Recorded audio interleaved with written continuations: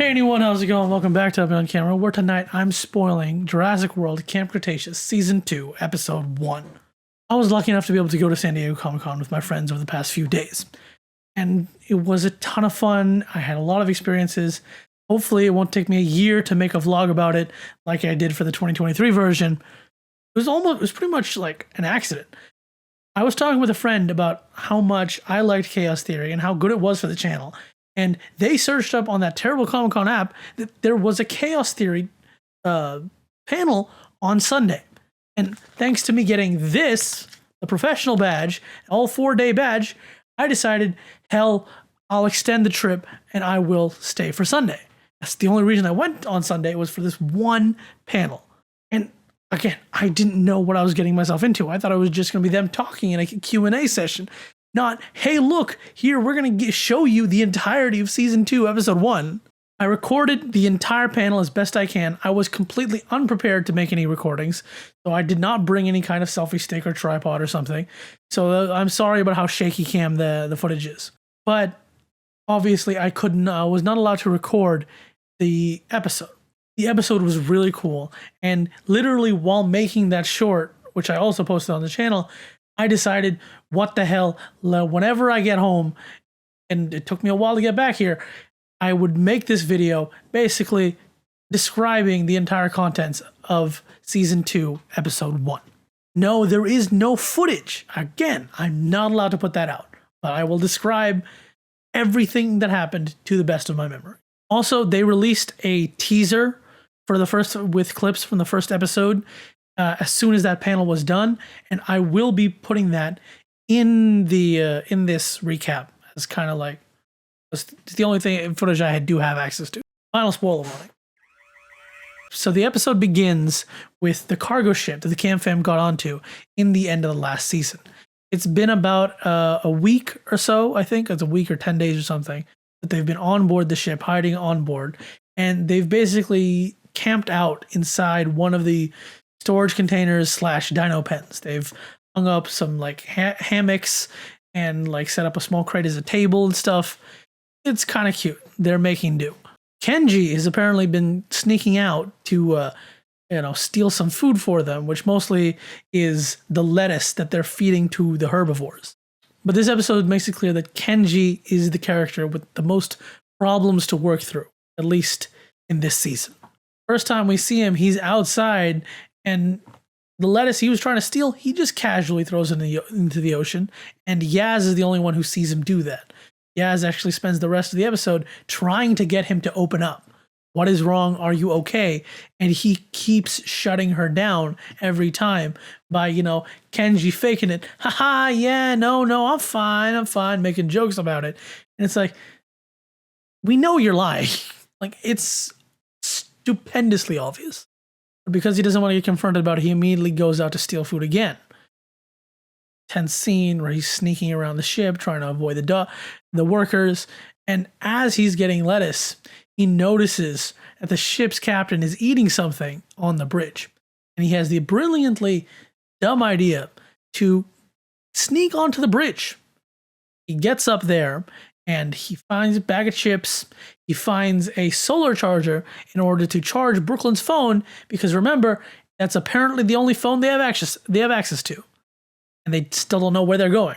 While he's in there, he sees news footage about the finale of the last season, where there's all this talk about the police busting this illegal dino smuggling site, and the cowboy hat guy, I can't remember his name, getting arrested. Or he was either arrested or like it was his fault.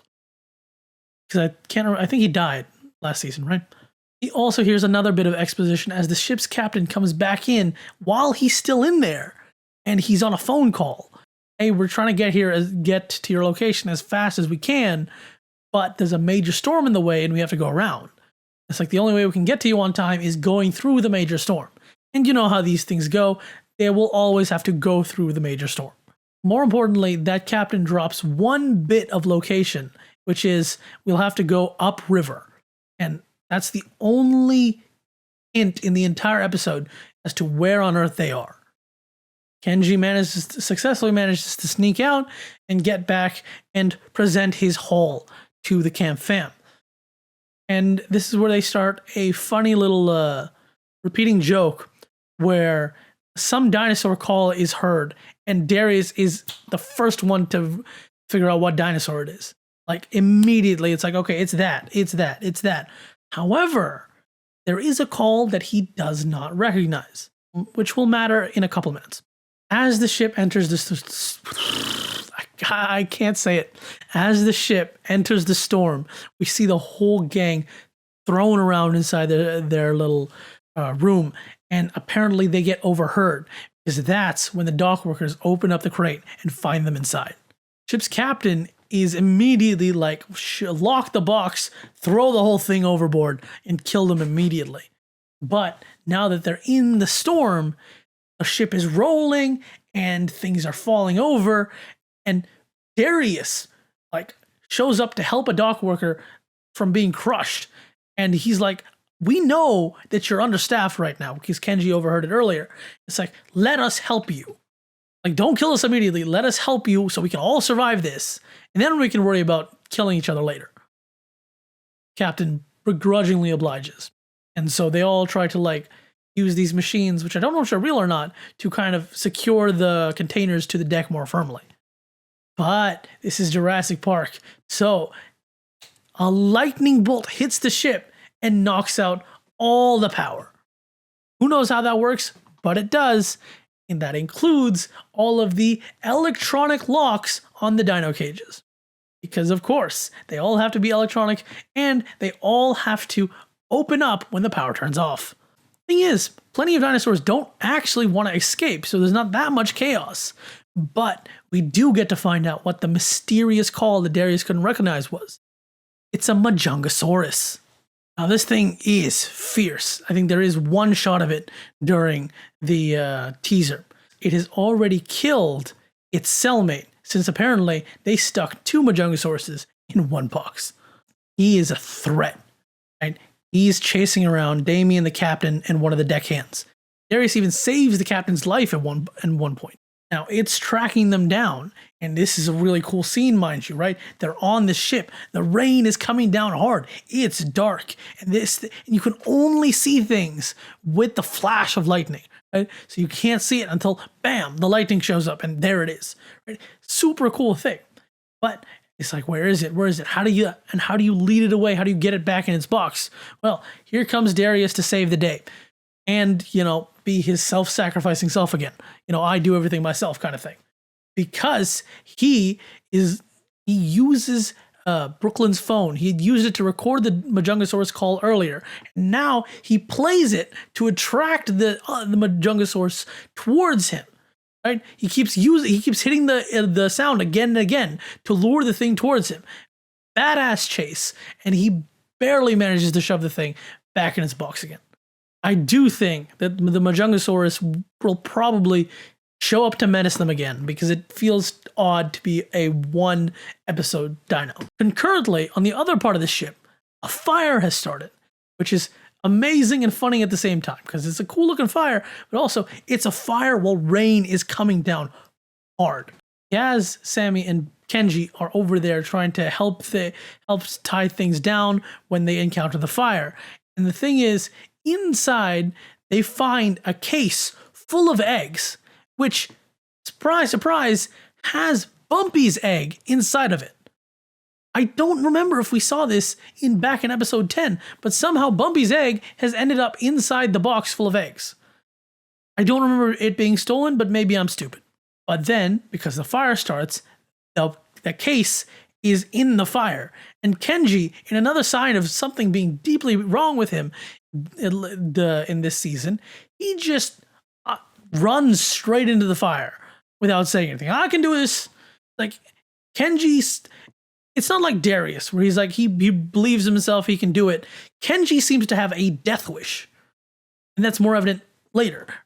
He runs into the fire. He barely makes it out by the time Ben shows up to try and help. Now that all the issues are done, all the people come together again, and the captain is really pissed off that they have the egg they have the egg case, and he tries to take it back, only for the storm to hit. A massive wave just hits and knocks the ship over nearly sideways. And the case, it slides straight into the ocean. And again, remember what I said about Kenji having a death wish? He jumps off of a cargo ship into the ocean to go save the case because Bumpy's egg is in there. That's insane. The camp fam immediately try to save him, so they go off to take one of the ship's lifeboats. The captain tries to stop Darius for a second, but his deckhand's like, Captain, they just saved our lives. Let's just let them go. Captain finally lets go. They drop off in the rescue boat, in the lifeboat, and they manage to save Kenji. I don't know how the eggs survived the cold, but whatever. They save Kenji, and that's great. The problem is the cargo ship just keeps on chugging while the lifeboat is stuck there. So now they don't know where they are, and the cargo ship that's taking them to where they need to be is gone. The episode ends with them seeing land in the distance and celebrating. But Ben has Brooklyn's phone. He said earlier in the episode that he wants to use it to check out Dark Jurassic and see if there's more information about why they were targeted in the first place. And then, oh, there it is. A new notification pops up. I don't know how to describe the video, but it's like one of those evil organization type videos where the guy is like standing in a dark room and he's got a mask on. But in this case, he's got a dinosaur mask on. And they make a speech about how, those who hold dinos captive are going to be punished. And that we, the dinosaur liberation, we will achieve dinosaur liberation. I don't think they actually had a name. Okay, interesting. These seem like dinosaur eco-terrorists. But more importantly, zoom in on the video, and there's Brooklyn standing behind Dino Mask Man. Throughout the whole panel, they're talking about how Brooklyn is making bad decisions. And I personally thought that she was just doing some severe undercover journalism stuff. But apparently, she's joined up with some crazy-ass dino liberation group. And just as the perfect endpoint to that, the phone's battery dies. Ben can't even show anyone what he's just seen. Pretty sure that's it. I don't remember anything else super significant. Obviously, you can just watch. In a few months, this will be irrelevant. You can just watch the actual episode. But it was fun. I hope my recap made sense to you. And I really hope this video doesn't get taken down. What do you think? Does this make you excited for season 2? What do you think this new group Brooklyn's with is? Thank you so much for watching. I hope you enjoyed that video. Over here is whatever YouTube decides to show you. Over here is a playlist of my videos. And on my face is the subscribe button. Like, comment, subscribe, criticize even. I don't mind. See ya!